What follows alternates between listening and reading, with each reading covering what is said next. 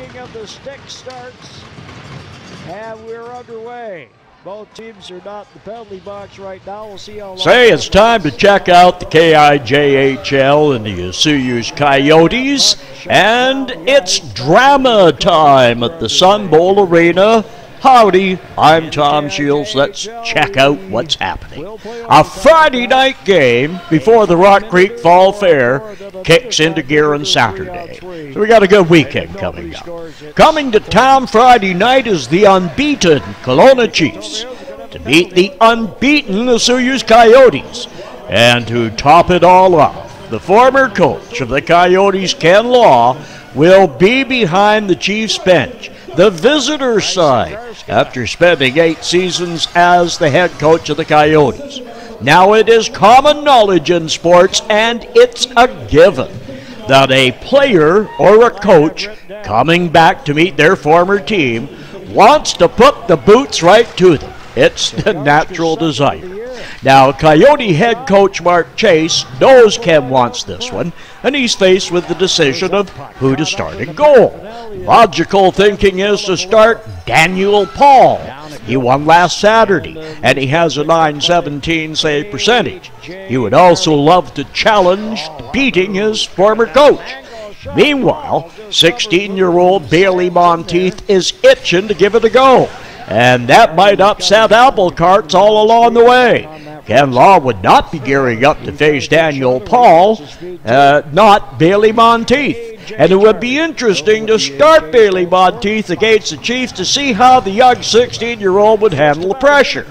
A Coyote win would be a special one in that case, while a Coyote loss would not be staggering at all. Now, there's no doubt that Bailey Monteith will get his first junior start this weekend, whether it's Friday or the next night on the road that Saturday night. They're going to be up in 100 Mile House. I will be a bit homerish on this one and wish him good luck in his first career start in goal. Coyotes still healing are Sam Reinbold, Slade DeHarnay, Brax Klassen, and Brandon Onstein finishing last year's 2-game suspension, sitting out Friday night.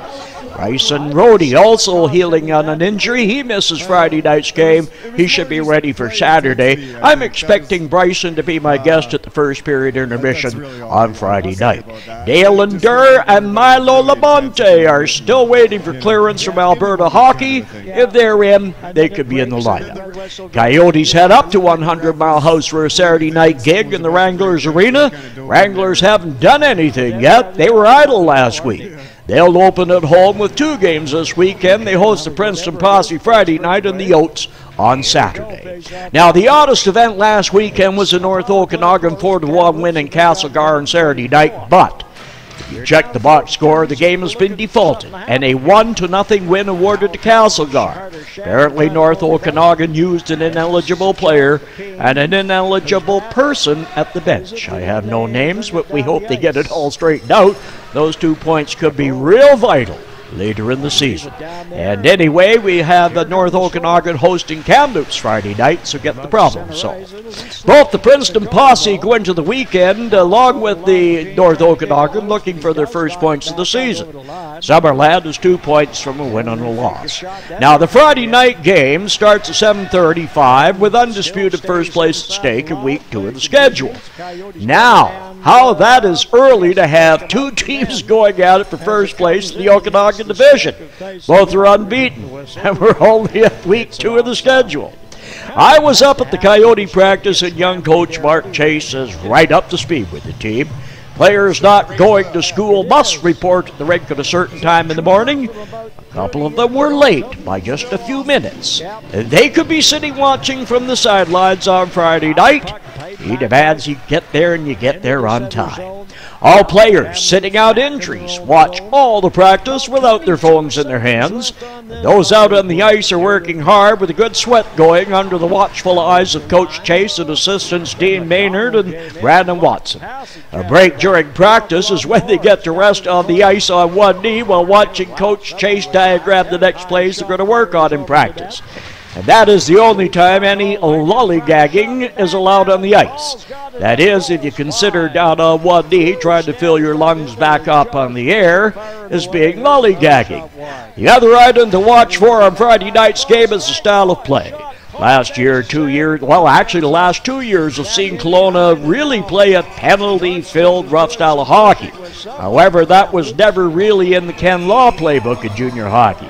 But let's not make any mistake, Ken Law is bringing in his Chiefs from Kelowna to kick the butts of the younger Coyote team.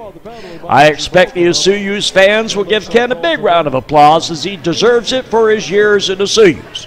And once the puck is dropped, let that game begin. And yes, it is a big game for Coach Ken Law. Yes, it's a big game for Coach Mark Chase, who is answering that challenge. It's a big game for the Chiefs if they know how bad their coach wants to win this one. It's a big game for the Coyotes. They know how they would like to beat the former coach and bring up another win for their coach, Mark Chase. It's a big game for either Bailey Monteith or Daniel Paul. And actually, so is the one next night in 100 Mile House. But it lacks the dramatics of the Friday nighter at the Sun Bowl. 7:35 is when the puck drops. That's right after the folks at the Sun Bowl Arena join me in singing the national anthem. Our game sponsor on hand is the Asuyus Pharmacy. So if there's bumps and bruises on the ice, we got the right folks on hand with all that ointment that's required. And Janison, Craig, Tucker, Ducker, Chucker, Jackpot is at 250 smackers. Everything you need for an exciting Friday night at the Sun Bowl, including the exquisite smell of fresh poutine wafting through the stands. It's a big game for us doing the webcast, too, the type that we like. A good hockey game with flash and pizzazz, and whatever else Ken Law and Mark Chase can throw at each other on the Sun Bowl ice. Whoa, boy, I'll tell you. And now the Sun Bowl lit up even better for your viewing pleasure.